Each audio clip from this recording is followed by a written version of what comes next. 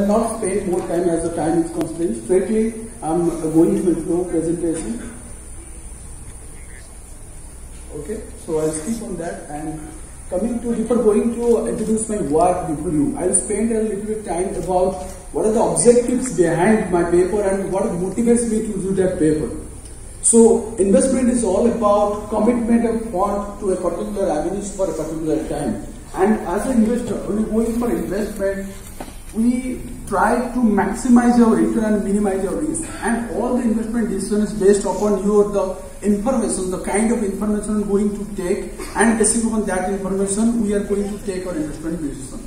But the question comes when you think about our investment decisions, whether market will respond to all the information available, whether the share price reflect all the information available, that's the questions. And that's the concept of market efficiency has already discussed my co-presenter, earlier presenter, they have tested market efficiency. So market efficiency is all about when your market is efficient, that means there is no information asymmetry in the market. In that case, whatever the information is available, that is equally available to all the investors, there is no chance for abnormal gain. And if it is not efficient, it means it is assumed that the market has information asymmetry. So our basic idea is that we want to examine whether the market has information asymmetry or not, particularly in India, and we have taken the BSE Sensex, and if it is efficient or inefficient, then we have to check at which form, particularly we focus on weak form of market efficiency. And then one of the important factor is your systematic risk. So there is two kind of risk. I think already you know that one is systematic risk and another is unsystematic risk. But while in the systematic risk, we cannot have a control over that. So we have to try to capture that. If there is information asymmetry, what are the impact of that systematic risk on that information asymmetry? Coming to my methodology, and we have set three hypotheses that there is no information asymmetry in the market, and there is no randomness in the stock prices.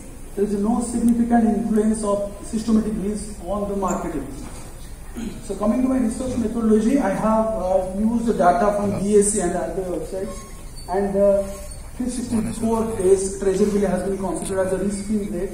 And coming to my sample, we have taken the Sensex 30 companies as a sample, but as per the availability of data, finally we have chosen the 28 companies as a sample, and our study period is for 10 years. That is from 2009 to 2018, but we have taken the monthly data for us.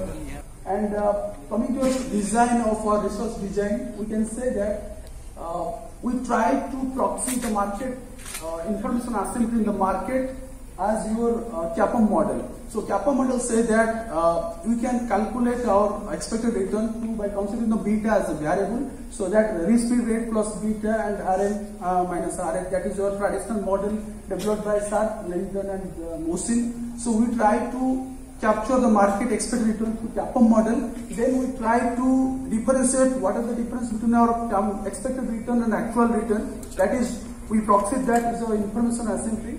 And if that information asymmetry is there, then we try to develop a model. We have already developed a model on ordinary risk square to check that what is the impact of that systematic risk on that information asymmetry. So coming to my analysis, initially, just like I have already mentioned in my methodology, that we calculate the expected return through CAPM and we compare with the actual return, and whether there is a significant difference or not, we have checked a t-test. And we found that yes, there is a significant difference. That means market has information asymmetry.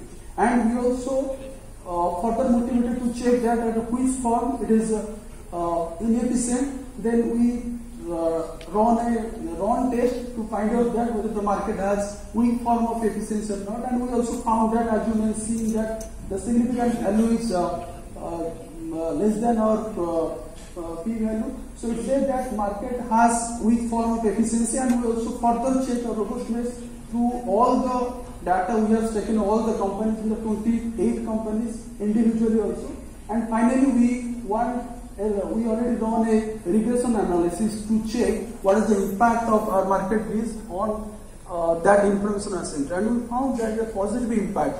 So finally I can conclude that the high beta securities has a positive impact on the market inefficiency, and we can say it's information asymmetry. So as an investor, we must cautious while choosing our investment decision, and those who have high beta securities, we must take adequate and proper attention. Thanks a lot for giving me an opportunity to share my views, and I thank all the audience for your patient hearing. Thank you.